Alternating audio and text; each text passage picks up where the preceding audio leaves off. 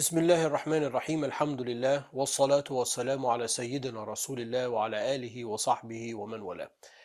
Inshallah, in today's lecture we will begin what is in the book and in the translation, what is called issue 15. And issue 15 is quite lengthy. Yeah, extremely lengthy. So we're only going to do a couple of paragraphs. The discussion will begin by revisiting some of the words and the linguistic constructs that we use. We took that in the previous unit of Usul al Fiqh, like kul, alladhi, allati, ay, ma, etc. These are we talked about them, so we're not going to spend so much time on them. We'll just kind of remind ourselves what they are and how those words and words similar to them are used linguistically to indicate al-umum, or to indicate that something is a general statement. Then we're going to talk about plural words with definite articles, and then we're going to talk about singular words with definite articles and how they also indicate, usually, typically, general statements. So here we're looking at what are the signs of the general statement. And then we are going to look at non-definite words used in negation. And then we are going to look at the difference between a text, a nas, and a clear statement, zahir. Those are words that we took also in the previous unit.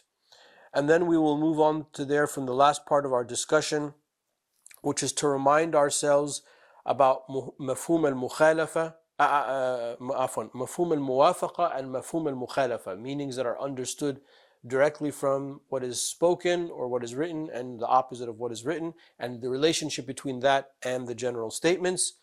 And then we are going to look at, as I said in the previous lecture, I think last two lectures I might have said this, that one of the markers of the general statements is that the exception can be made from it. So we'll give some examples of that. So again, we'll stop there because there's no more space in today's lecture to do. But the overarching theme for today's lecture is we're looking at what are the signs, some of the signs of the general statement, inshallah. And we'll begin the discussion in the next clip. I'll see you soon.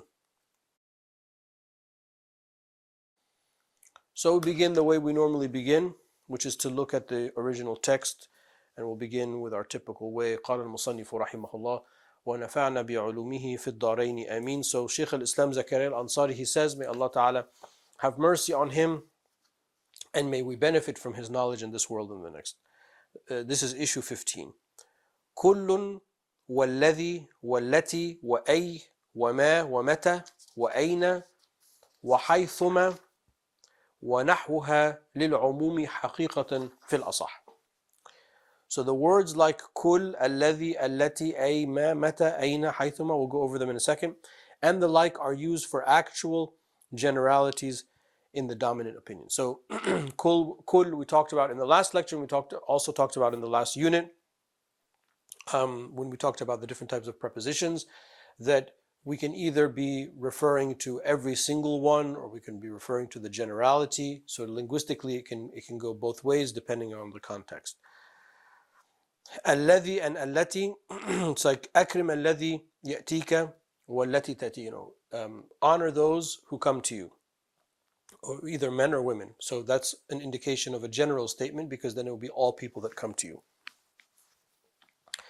Ay and ma are conditional, shartaini, or they can be istifhamayatani, they can be for questions. أي شيء تحبه, which thing do you like? So of all of the things, so on and so forth. And meta, this is for an unknown time.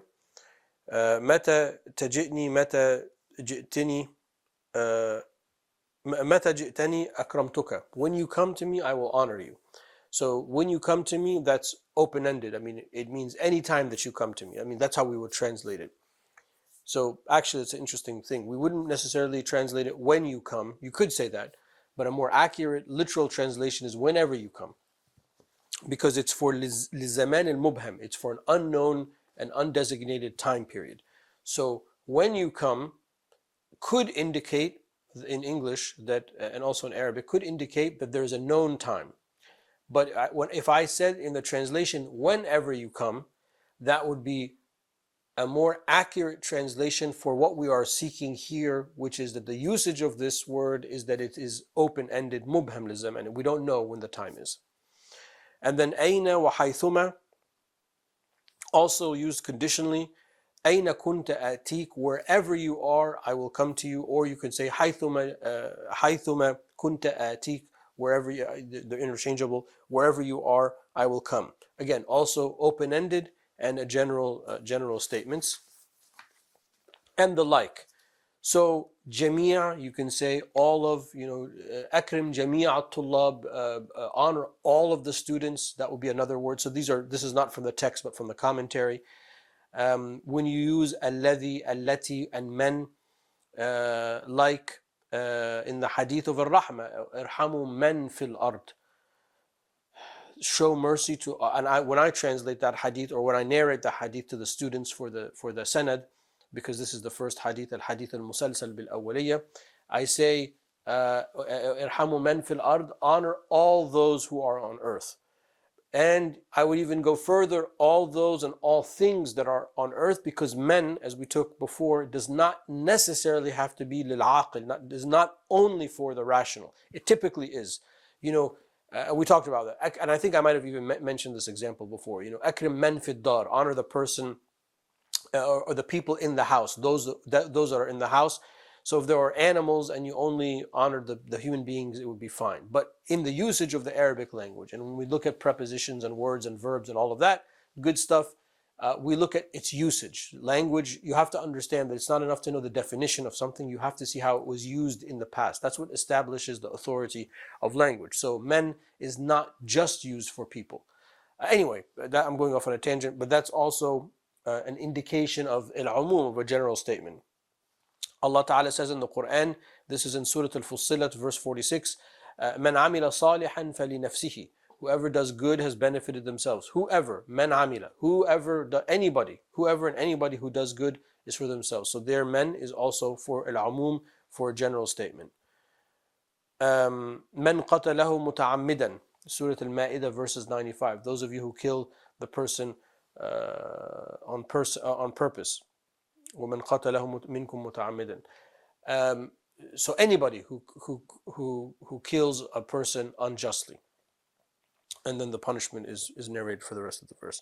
Okay, so all of these type of things, and there are more, we could just keep going. I mean, in the Hawashi literature, there'll be a lot. These are all things that are used to establish generalities in the dominant position. Okay, and then he says, rahimahullah, كالجمع المعرف باللام, like the plural with the definite article al.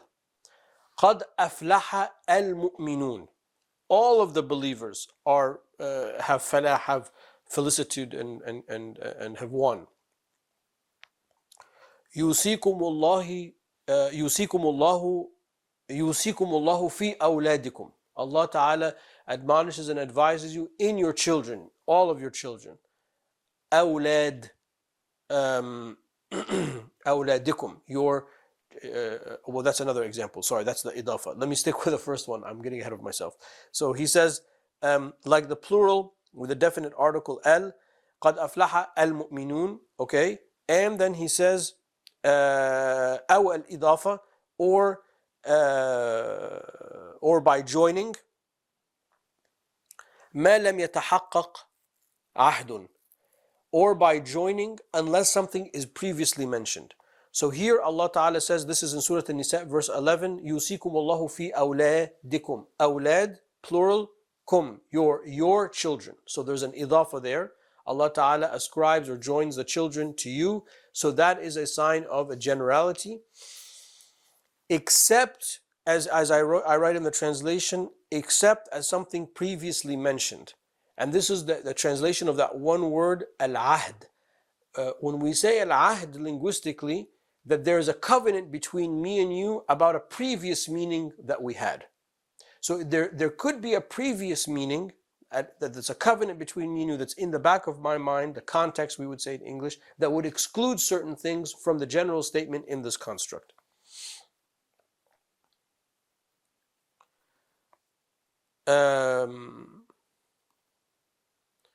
So when you look at language and you look at the al, the definite article, or the idafa, the joining, or the ascription, you also want to see, is there an ahd? Is there something that has been previously mentioned in another context or recently, especially when we're looking at interpreting the Quran and Sunnah. If there is no ahd, if there is no previously mentioned exclusion, then it's a default general statement. So let me just read that sentence again. Like the plural with the definite article al, or by joining unless something is previously mentioned. Wallahu yuhibbul muhsinin. Al Imran 134. Allah Ta'ala loves those who do well and excel. Yani all of them, not some of them. Inna Allah la yuhibbul kafirin. In Surah Al Imran 32. Allah Ta'ala does not love the disbelievers. So all of them, right? The default is that they're all of them, unless there's something that would be exclusion. وَالْمُفْرَدِ كَذَلِكَ مَا لَمْ يَتَحَقَّقْ عَهْدٌ. Likewise, the singular with the definite article al, unless something is previously mentioned. وَأَحَلَّ اللَّهُ الْبَيْعَ. Al, the definite article al, bay', singular, of trade. وَأَحَلَّ اللَّهُ الْبَيْعَ. So Allah Ta'ala has made all transactions, all business transactions permissible. But we know that there's an exclusion from that, which are ribawi transactions. إِنَّ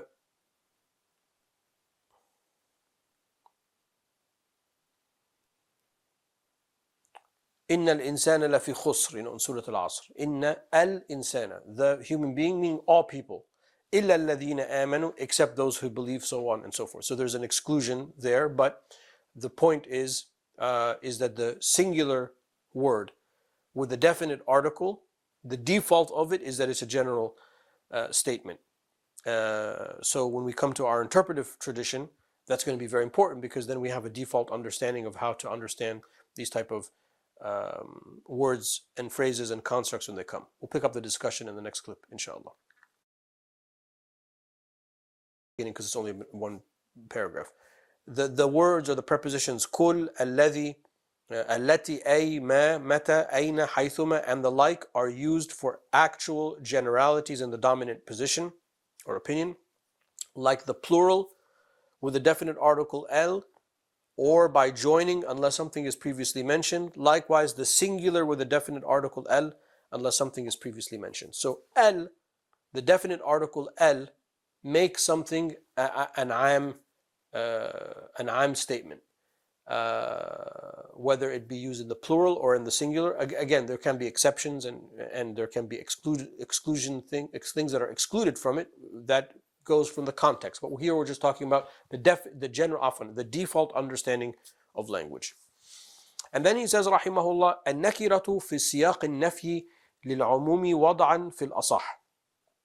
Non-definite words used in negation are established as general statements in the dominant opinion.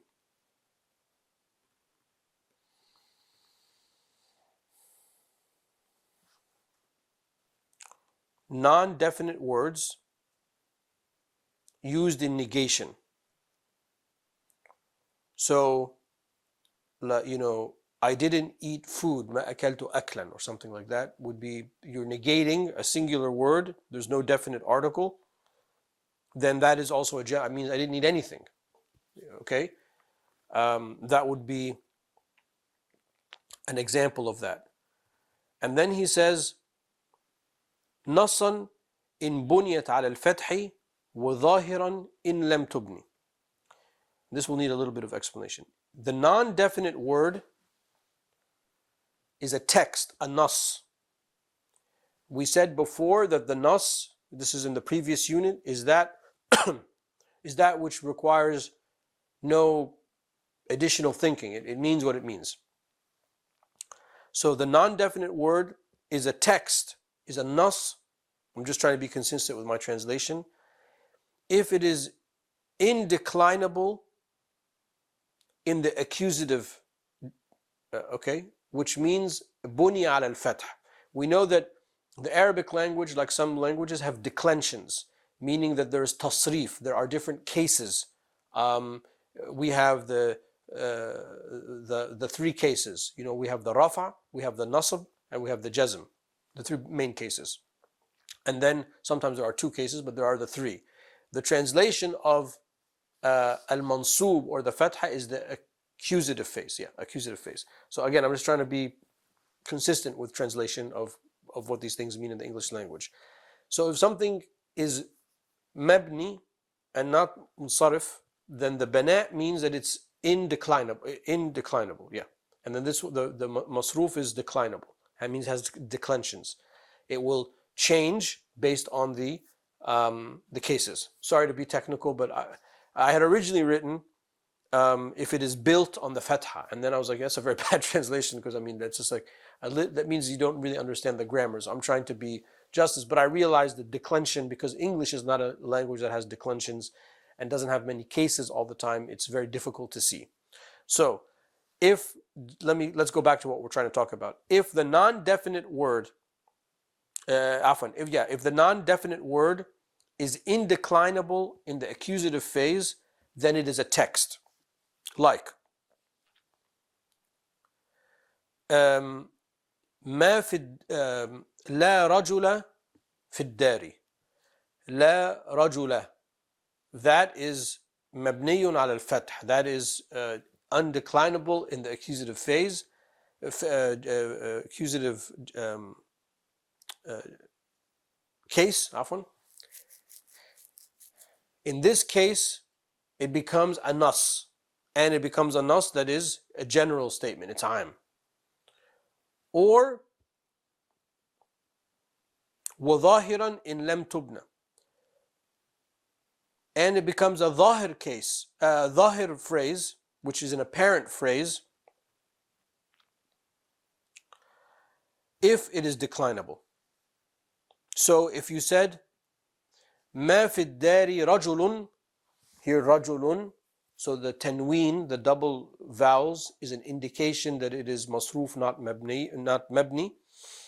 In this case, it's also a general, because it means there's nobody, no human or no man in the house, but it is considered ظاهر, an apparent text, not a text, not a nas. It's ظاهر, not nas. It is apparent, not a text, because there can be the opportunity to negate it, to negate a part of it. Whereas in the nas, there is no opportunity to negate, because otherwise it wouldn't be a nas. Okay? So I hope I didn't confuse you. Let me just backtrack a few, let me say it again, to say the following. Non-definite words used in negation are established as general statements in the dominant position. Likewise, the non-definite word is a text, a nas, if it is indeclinable in the accusative phrase, accusative case, and it is an apparent text, ظاهر, if it is declinable. And hopefully those examples will be clear.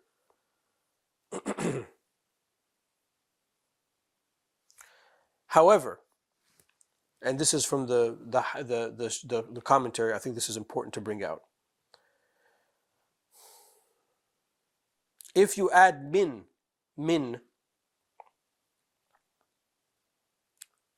then it becomes an apparent, it becomes a text, a nas,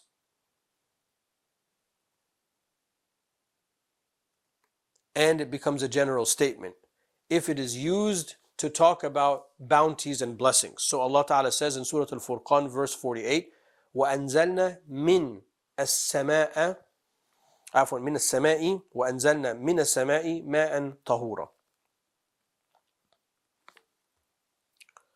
And then if you use it in a conditional case, it becomes general, like in Surah At-Tawbah, verse 6, وَإِنْ أَحَدٌ مِنَ الْمُشْرِكِينَ اسْتَجَارَكَ فَأَجِرْهُ حَتَّى يَسْمَعَ كَلَامَ اللَّهِ. So if somebody from the disbelievers, anybody, it becomes an aam case.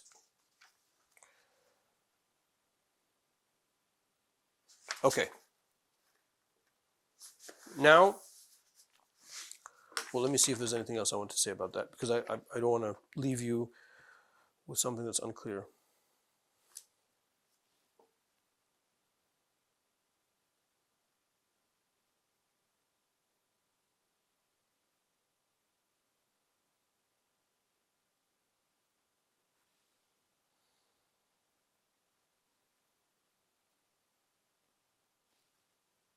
Those statements.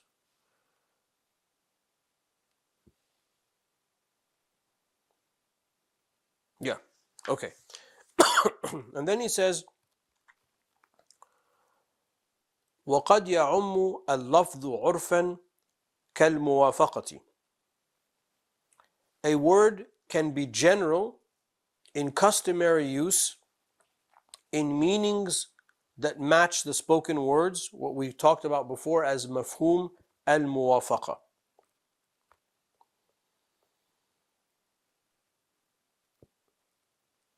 And as we took before, mafhum al-muwafaqa, meanings that match the spoken word, are of two components.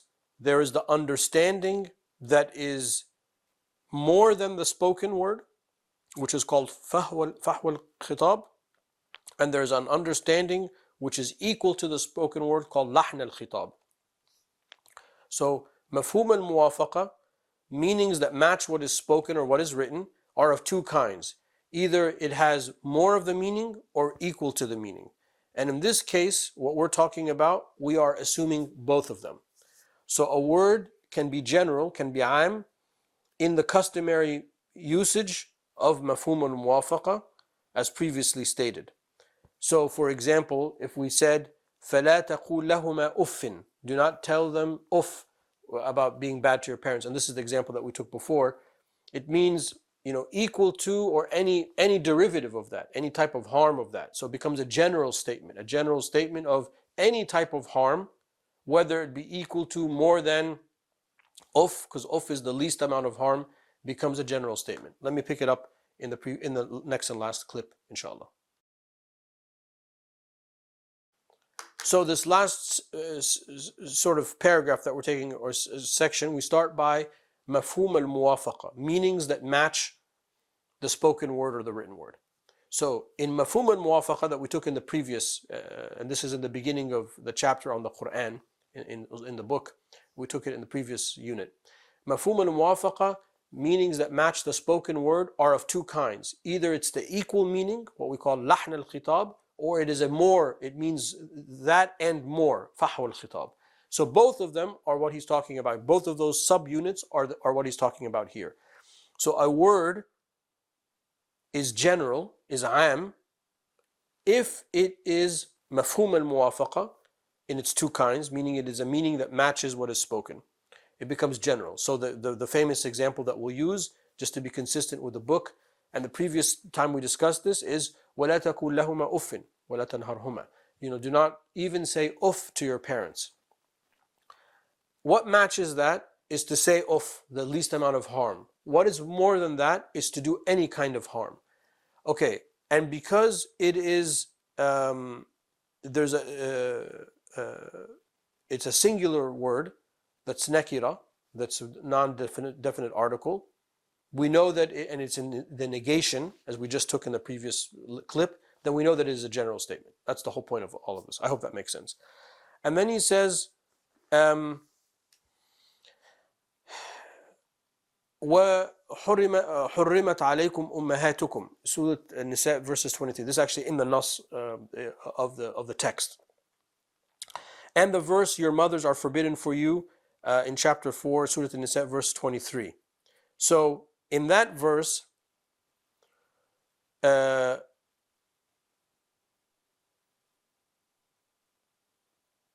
it goes from any aspect of your mothers are forbidden for you. Whereas not just the, not to be explicit, but not just the sexual act, but any type of things that would lead to the sexual act. So it becomes an am understanding is the point. It becomes a general understanding. Because this is where the custom, the urf, will move us into that understanding. And then he says, أو معنى كترتيب حكم على وصف, or by meaning. So this a word can be generalized or general, or by meaning when a ruling is based on a particular description. Like when we come in the section of qiyas, which I believe will be the next module, or the one after that. I think it's in the next module. When we talk about qiyas, we'll talk about the illah, the ratio legis, the reason behind the law. So the ratio legis, the illah is considered a wasf, a description of the ruling. So when that description exists, the ruling exists. When the description doesn't exist, the ruling doesn't exist. So in that case, that description of the ruling, i.e. the illah, becomes a general thing. Whenever that description happens, the ruling comes. So what is the illah? What is the reason behind alcohol being haram to consume? It's because it intoxicates the brain, intoxicates the mind. So anytime that's the illah. So anytime that illah exists, something that intoxicates the mind, the ruling that it is haram to consume comes in. So it's a general statement. Of course, there are exceptions, like if you're dying of thirst and so on and so forth. But here we're just talking about the general, how we understand the primary sources. Okay, or by meaning when a ruling is based on a particular description. So in qiyas, the maqis, that which we create, in the case of alcohol, the example I just gave, we know the illah behind it. But there might be by extension something else that follows that illah. So a new substance comes in which we find the same illah of intoxicating. Okay, in that case it becomes haram. Why? Because it's an aim. The description makes the ruling aim. Okay. أو معنى كترتيب حكم على وصف كالمخالفة على قول ما مر, or like phrases that indicate the opposite meaning, مفهوم المخالفة, as previously mentioned. So مفهوم المخالفة in opposition to مفهوم الموافقة. مفهوم المخالفة is that which is understood opposite of what is stated. That also is a general types of general statements.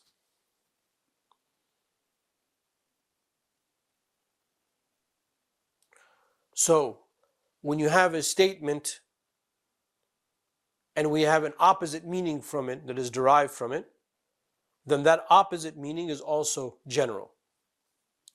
So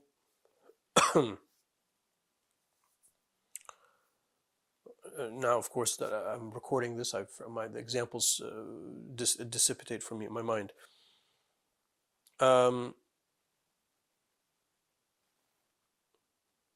If Allah subhanahu wa ta'ala,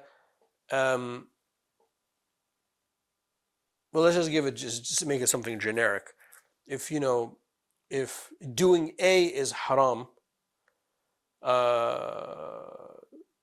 or doing A to B is haram, that doesn't necessarily mean that doing A to C is haram. That would be an opposite type of meaning. So you cannot a parent has the right to retract a gift that they give to their child, but a child does not have the right to retract a gift that they give to their parent. It's not the best example, but one of the secondary one would be mafhum al-mukhalafa, and that's again the point is that it's a general statement. So just like meanings that match are apparent statements, meanings that don't match are also often meanings that match are general statements. Meanings, the opposite meanings, are also general statements. And then he says, وَالْخِلَافُ فِي أَنَّ الْمَفْهُومَ لَا عَمُومَ لَهُ لَفْظِيٌّ. There is a difference of opinion if generalities are a function of the phrase itself or the meaning of these phrases. And this goes back to what we said in the previous lecture, which is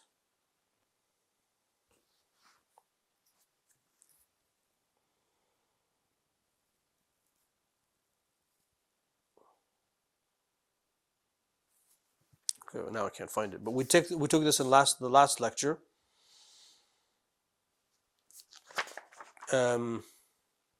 Yes, that we said that general statements are results of speech only, not meanings. And then we made the distinction between the a'am and the am and the akhas and the khas. And we said that it's a difference of opinion. Well, one of the results of that difference of opinion is here, which is that there's a difference of opinion of the generalities. Is it a function of the phrase? Is it the language, the phrase itself, or the meaning? Khilaf. Not much is written in our book by way of commentary on the Hashia on this, so I don't think we necessarily have to belabor it, but it's consistent with there was a difference of opinion previously.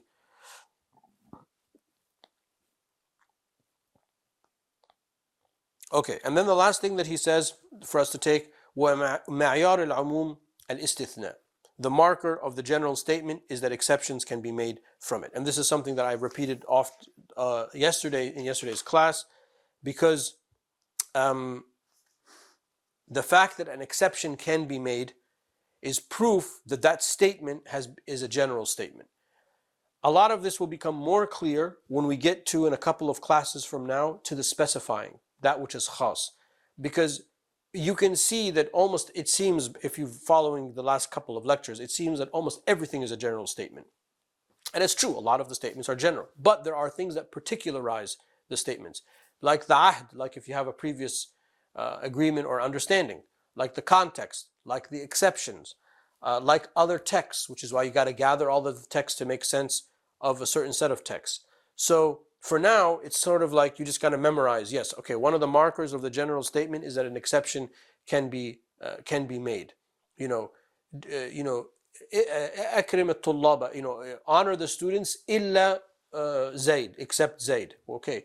So the fact that I made an exception from the students, I excluded Zayd from the students, means that the students in that usage of language is a general statement. That's what we're talking about. And the Quran is full, and the Sunnah of the Prophet, the Hadith of the Rasulullah sallallahu alaihi wasallam are full of that kind of speech. So now that you know that when you have a exception, you know that that's right away default. Oh, that's an I'm statement. Plus all of the things that we took in today's lecture. But the exception is the more easy to understand because it's illa, ma'ada, or some of those words and the linguistic constructs that indicate the exceptions. Okay, that's the material for today's lecture. Wallahu ta'ala a'la wa a'lam wa sallallahu ala sayyidina wa maulana Muhammad wa ala alihi wa sahbihi wa sallam. Okay, alhamdulillah, we began in today's lecture, only to scratch the surface of issue 15, which is to the overarching theme is what are the signs of the general statements. In the previous lectures, we kind of talked about what general statements are. Now we want to talk about what are the signs linguistically and in the context of the primary sources, what are the signs? So we talked about some of the prepositions that we already took, like kul, alladhi, allati, ay, ma, mata, aina, haythuma, etc. And then I also gave you some from the commentary that are not in the text. And then we said that these are used for the generalities. Then we looked at the plural with the definite article el, and then we looked at the singular with the definite article el. In both cases, if there is not a previous ahd or a previous thing or a previous mention that excludes some of it. Then we looked at non-definite words that are negated. So a singular word, it's not without the definite article, but there's a negation of that. That's a general statement. And then we said also if the word is considered a nas or if it is considered zahir. If it's a nas, if it's a text that's indeclinable in the accusative phase, then that's a sign that it is general. And if it is a zahir type of text that is declinable, then it is also a general statement. And I kind of give you a little bit of why I use the words declinable, accusative, and those type of cases. And then we looked at mafhum al-muwafaqa and mafhum al-mukhalafa, matching understandings and not matching understandings, how they are also a sign of a general statement. And the main example that we gave is وَلَا تَقُلْ لَهُمَا أُفٍّ, do not tell your parents even uff.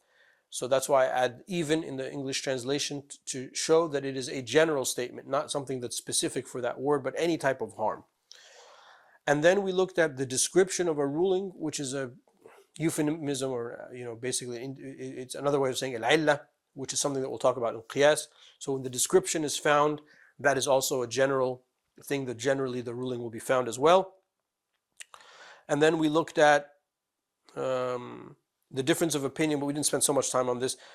Is the generality, is it a function of the language, the phrase, or the meaning? And that's based on the difference of opinion we talked about before. And lastly, we said that the marker of the general statement is that exceptions can be made from it, and I explained that as well. Wallahu ta'ala a'la wa a'lam wa sallallahu ala sayyidina wa maulana Muhammad wa ala alihi wa sahbihi wa sallam.